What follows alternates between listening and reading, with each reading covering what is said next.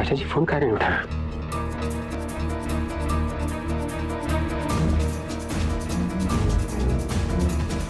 जगत अपन चाचा जी के फोन लगाता रहा। जी फोन काटा। पर चाची जी हमारी बात। हम कहता नहीं हूँ, फोन काटा।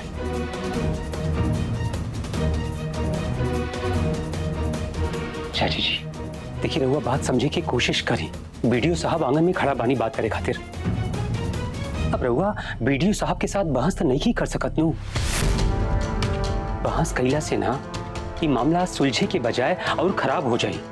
ऐसे हम कह रहे बानी कि अब हमरा चाचा जी की कुल बात बतावे के ही पड़ी। चाचा जी नहीं खान तो ढेर प्रधान मत बना तू। हमरा सब बुझाला केकरा से का बात करे के बाद। और वीडियो साहब एक घर खातिर नया नहीं खान। और कन्या प्रधान आज नू कन्या प्रधान बन के राज करता रही। जब तहार चाचा जी प्रधान रहनी है, जब वहाँ के बाहर जात रहनी है तो पीछे से हम ही सब संभालत रहनी है। तो हमरा के ढेर मत समझाओ कि वीडियो साहब से कैसे बात कर जाला और थानेदार साहब से कैसे बात कर जाला। हमरा सब बुझाला केकरा से का बात करे के बा। हम कोनो अनपढ़ गवार ना है। देखिए चाची जी केवल एक बात समझी, पहले के समय कुछ और रहल और अब के समय कुछ और है। वीडियो साहब से बात करे में कुछ भी ऊंच नीच हो गई नो तब बहुत खराब हो जाए मामला। ऐसे बात समझे की कोशिश करी और फिर कुछ भी हो जाए तो फिर चाचा जी तो हमसे ही कहिए नो कि जगह जब तू एजा रहल तो ये सब कैसे हो गई। तार चाचा जी सबसे पहले हमरा से पूछिए, हम तो बताई।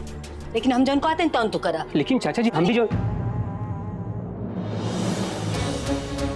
रवा चाची जी से कोनो सवाल ना करा। देखिए हम जब से बिहार के घर में आयल बानी हम यही देख ले बानी कि चाचा जी के बाद अगर एक घर में केहू कोनो फैसला ले ले बानू वो चाची जी आई। और रवा के का लगा था का चाची जी झूठ बोलत है नहीं। अब तू ही समझा दुल्हन इनकरा के। इनकरा बुझाता कि हमरा वीडियो साहब से बातें करे ना आई। चाची जी हम ऐसे नहीं कहत, बात समझे की कोशिश करी। देखिए बात है कायदा कानून के। अब कानून के बात है तो हमरा के ही तो बात करे के पड़ी नू। चाचा जी जब हमसे पूछी हैं तो हम का जवाब दे बोली नू। हाँ दुल्हन समझाओ इनकरा के। रवा से हम कितना हला कहले बानी। देखिए कोर्ट के वकालत और घर के वकालत में जमीन आसमान के फर्क होला। सुनी ना रवा एक घर में जिकरा के दोषी माना तनीनु उहे घर के जज भी बा। देखा हमनी कहा तने कि हमनी के भलाई ये में बाई घर में कि जब ले हमनी के घर में बानी नु चाची जी जॉन फैसला लेता हमनी के उनकर साथ देवे के पड़ी। तो बस चुपचाप चाची जी के बात मान ले का समझता नीनू। देखा मानी तू जवन कुछ भी कह रहा बड़ू ऐसा नहीं खे कि हम नहीं की समझत। लेकिन मामला केवल घर से एगो बहू के निकाले के रहित नू तो इतना सोचे विचारे की जरूरत न रही। लेकिन आरती भाभी घर के बहू के साथ साथ गंगापुर पंचायत के प्रधान भी बाड़ी। इसे बात के समझे की कोशिश करा।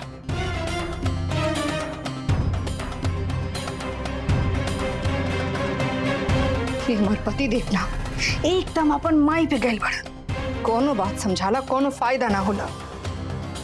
पता नहीं आरती दीदी का जादू करके गैल बाड़ी ना हमार पति देव पे।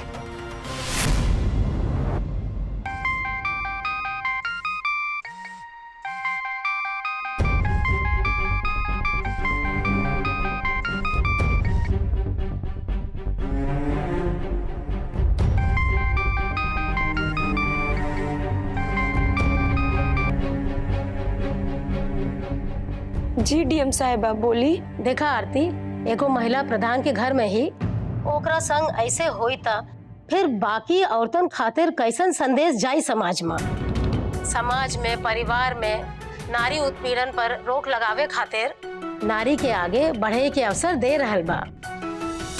देश में आधी आबादी की शक्ति समाज के भलाई के खातिर उपयोग होके। यही से तो सरकार आरक्षण दे के नारी के मुख्य धारा में जोड़े के योजना चलावल जा रहल बा। जौन कुछ भी भयल है वो बहुत गलत भयल है। हम वीडियो साहब से कहत बानी वो फोन करके तहरा से बात कर लिया।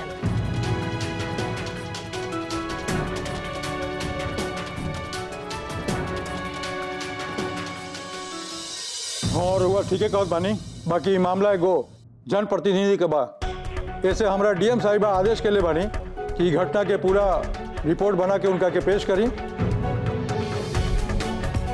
और आरती से बात करके एकरा ऊपर कार्रवाई करी। हम प्रधान आरती तिवारी जी के फोन करत हनी।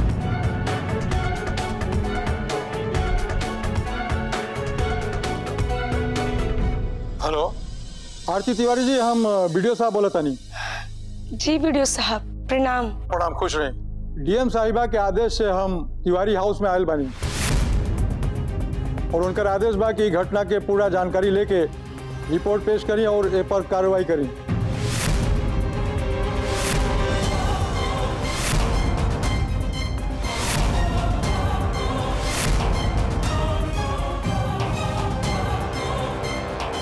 और हमरा जांच में ई सामने आयल बा कि रउआ के ऊपर रउआ के परिवार वाला प्रताड़ित कैले के बाद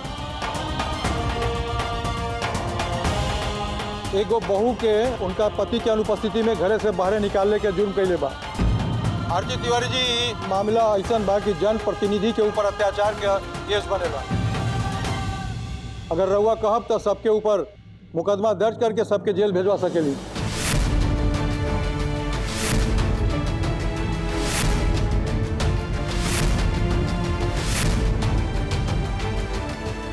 बोली, शिकायत दर्ज करी का?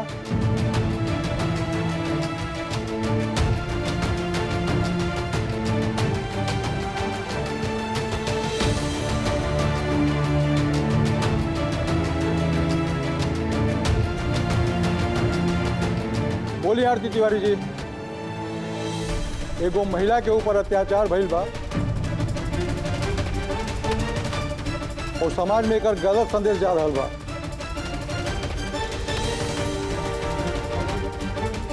इनका ऊपर केस दर्ज करके जेल भेजवाई का?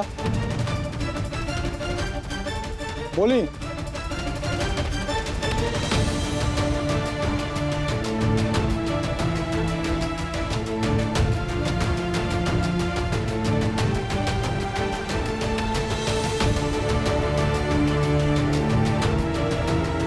वीडियो साहब,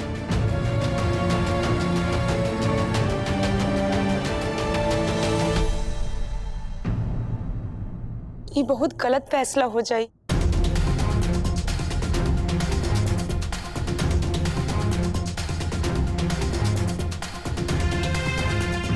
हमरा संगे घर के केहू लोग कौनो बदसलूकी नइखे कैले बा।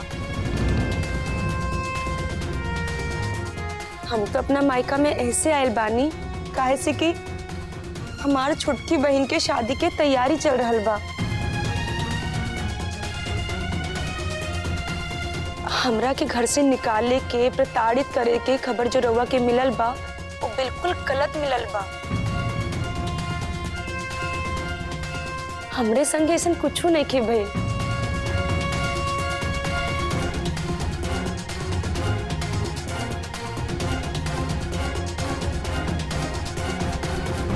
अब केकरा केकरा के ई सफाई देत चलबू कि जौन खबर छपल बा वो गलत छपल बा, लेकिन जौन बात हर गांव जवार में फैल गई ओसे न सिर्फ तहार बदनामी भइल लेकिन हाकिम भाई जी की भी बदनामी होई नू। तू बिल्कुल चिंता मत कर, हम हाकिम भाई साहब से बात कर के कोशिश करब।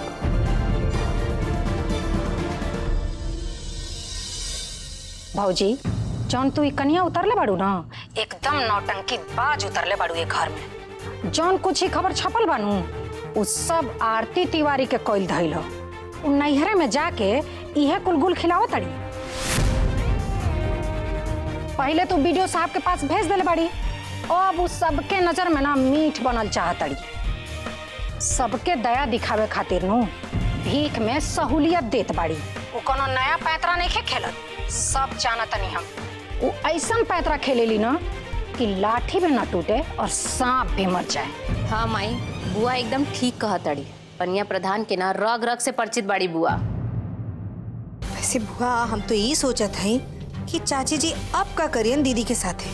हम शांत बैठे वाले बनी, उनकर मैं और थले हम निकाल दे। वो डाले डाले नू तो हम पाते पाते हमकर सास हुई। उनका से ज्यादा हमरा अधिकार बा। माई भौजी कोनो ढाल डालने खींचल। और जौन अखबार में खबर छपल बानू वो भौजी ना, वो खबर हम खुद छपवैले बने, हम खुद छपवैले बने। और सिमी जी के भी सब कुछ हम खुद बतैले रहनी है। देख ले माई, ई घर के छोट बेटा हम जे जन्मौले बा, पालन पोषण कैले बा, वो दुश्मन हो गइल बा। इनका खातिर ना वो छोट से नौकरी के झुंझुना पकड़ा देले बाड़ी। इनकर प्रधान जी वो महारानी बन गइल बाड़ी, बड़का पंचायत सहायक बनल बाड़ा। कलेक्टर बना देती ना तो इहे घर से बाहर निकालत हमनी के। ढेर भौजी के भक्तिन बनबे, हाँ? और तोरा चक्कर में हमनी के जेल जाए से बचनी है जा।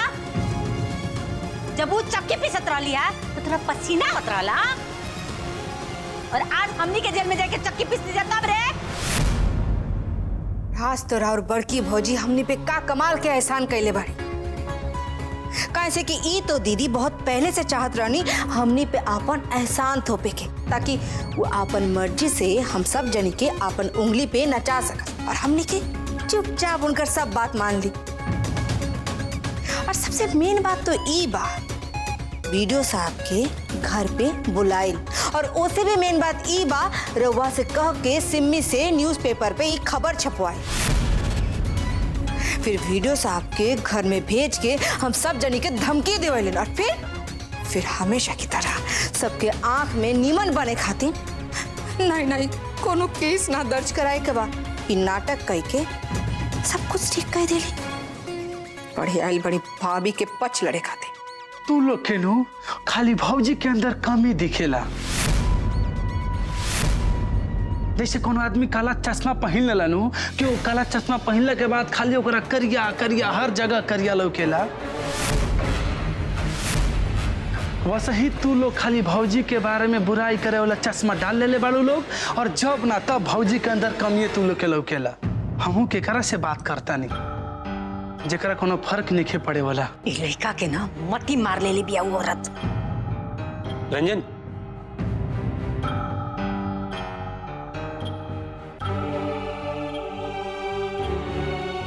रंजन, तू कहत रहला ना कि हमरा के कुछ करे के चाहिए। रंजन, तू बिल्कुल ठीक कहत रहला। तारा के पता हम ना कितना बार सब कुछ सुन के भी देख के भी यहीं से कुछ ना कहनी है कि हम सोचत रहनी कि कहीं हमरा कुछ भी कैला से ई घर में, ई परिवार में, केहू के बीच में दरार ना जाओ।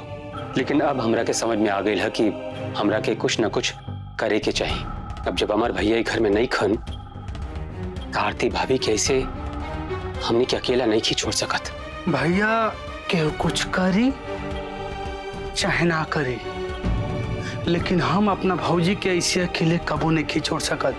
अरे नाता में हमारो बड़ भौजाई है, लेकिन एगो प्यार हमेशा से माई के दिले बाड़ी, हमार छोट छोट खुशी के ख्याल रखले बाड़ी। ताज हम भी एगो बेटा बन के फर्ज निभाई। एकरा खातिर जोन भी करे के हुई हम करब। तू नहीं खबर अखबार में छपवा के बिल्कुल ठीक कैला। ये खबर अखबार में छपावे से ना आरती भाभी के घर में लियावे के कौनो न कौनो रास्ता जरूर निकल आई।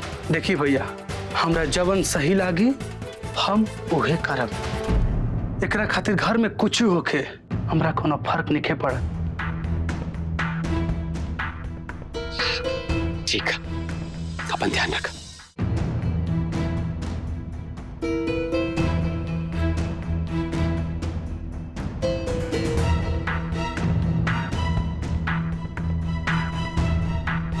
बाबूजी, हम पानी लेके। अरे बेटा बैठ बैठ बैठ। देखा श्रद्धा, एको बात कहल चाहता नहीं तरसा है। का बाबूजी? बेटा बात ही बाकी जौन तरह के देखे खातिर लड़का पक्ष के लोग आवे वाला रहन, आवे से मना कर देले बाड़न। काहे मना कर देलन उ लोग? बात ही बा बेटा कि ओहनी लोग के ये खबर दे दे बा कि आरती ससुराल से लड़ाई झगड़ा करके एजा आइल बाड़ी। अब ओहनी लोग के कहना बाकी जेकर एगो लड़की पहले से ही लड़ाई झगड़ा करके मैके में आई के बैठल बिया, कहीं उकर बहन भी लड़ाई झगड़ा करे वाले घुस गई। अगर वो भी शादी के बाद आइल और लड़ाई झगड़ा करे तो हमरे के परिवार के बहुत बेइज्जती हुई। लेकिन बाबूजी, दीदी झगड़ा करके नहीं खे आइल, उनका के उनकर ससुराल वाले निकाल देले बाड़न। एमे दीदी के का गलती बा? और अगर कोनो गलती भी बा तो ई का बात भइल कि एगो बहन अगर ससुराल से झगड़ा करके मायके आ गई तो दोसर बहन के शादी ना होई? वो लोगन का कहना बा जब राव लड़की राजी खुशी अपने ससुराल चल जाई तब हमने के लड़की देखे खातिर आइब जाओ। लेकिन देखो आरती के पता न चले के चाहिए। ठीक बाड़ी बाबूजी, लेकिन आरती दीदी के ई मामला में कोई गलती नहीं खे। अगर दोष रही तो हम खुद ही दीदी के बोलती, पर जौन भी होके दीदी के निर्दोष होला के बाद भी सजा मिलल। रवा चिंता मत करे, हम दीदी के ये बात ना बताई।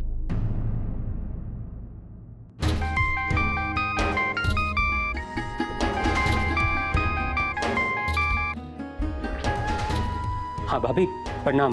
प्रणाम देवर जी। घर परिवार में रउआ सब कैसन बानी? आरती भाभी रिजा की छोड़ी पहले ही बताई कि रघुआ कैसन बनी। हम तो ठीक है बानी, लेकिन हम कतनो भी ठीक रही, हमार मन तो जब परिवार के बारे में ही सोचत रही नू। हाँ भाभी रघुआ बिल्कुल ठीक कह रहे बनी। तबे तक रघुआ के साथ इतना सब कुछ होखला के बाद में भी रघुआ घर के सब लोग के जेल जाए से बचा ली नहीं। सच कही नो तब घर परिवार के मान सम्मान और इज्जत बचावे के ऐसे भर दूसर कोनो और उदाहरण ना होगी। देवर जी हम एहजा बानी, लेकिन ओहजा सब केहू हमार परिवार बानू, और अपने परिवार के केहू के हम कैसे जेल भेजवा सकत बानी? अच्छा भाभी एको बात कहे के रहला, देखी अखबार में ये सब कुछ छपला से ना गांव के सब लोग के एक बारे में पता चल गई। तो हम रउआ से यही कहत रहनी है कि का हम रंजन से कह के गांव के लोगन के पंचायत बुला दी कोनो भी समस्या के लेके। रंजन एजे बाड़े, अगर एक बार ऐसा सब कुछ हो गई नो तो चाची जी के रउआ की बुलावे की ही पड़ी। ना देवर जी, अगर हमरा के ऐसे ही करे के रही तुम काहे खातिर अपने घर आईती। एक काम हम रंजन बबुआ जी से कह के करवा सकत रहनी है, और अम्मा जी के बात के आदर करल हमार धर्म और कर्म दोनों ही बा। यही से एक काम ना हम कर सकत बानी और ना केहू से करवा सकत बानी। लेकिन भौजी रउआ काहे नहीं समझत? ये सब कैला से कम रउआ एजा आ जाए नो। अरे पीहू बहुत परेशान हो गल बिया रउआ बिनु, रो रो के अपन हालत खराब कर ले बिया। और जगत भैया तो बिल्कुल सही रास्ता दिखा रहल बड़े। हम जा तनी गाँव ला लोग के बुला के ले आओ तनी, और वैसे भी नल जल के तो अभी समस्या चल ही रहल बा, और केहू के शुद्ध पानी पिए के मिलत नहीं खे। ना बबुआ जी, पंचायत के जवन भी काम बा हम ओकरे बारे में सोच रहल बानी, और हम इहो सोच रहल बानी कि एक काम के कैसे हल निकालल जाए। लेकिन कुछ ना भौजी, हम जानता नहीं रउआ खाली चाहता नहीं कि रउरे बात रहो, ना तो जगत भेज जौन बात कले है में कौन गलत बात कले है।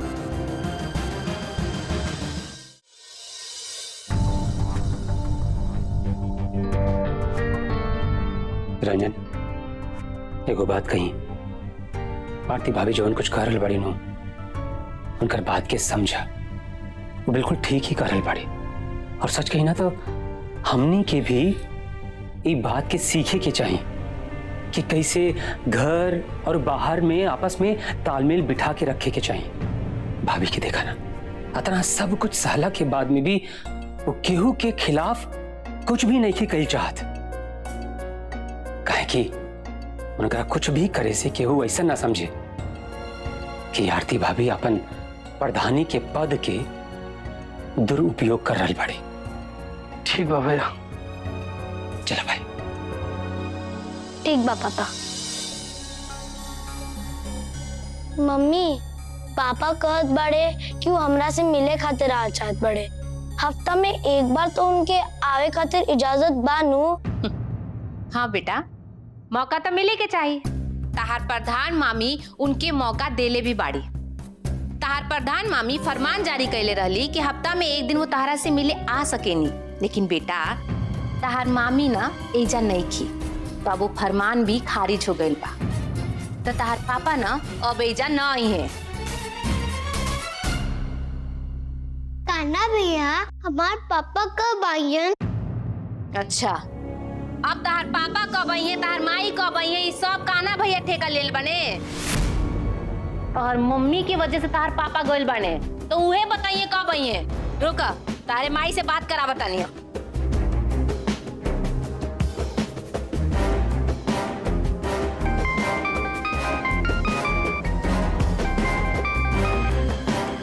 ला पूछा अपने माई से कि कब आई है। कन्या प्रधान जी बताइए अपने बेटी के कब आई है इनकर पापा। रो रो के जियल मुहाल कर देले बाड़ी।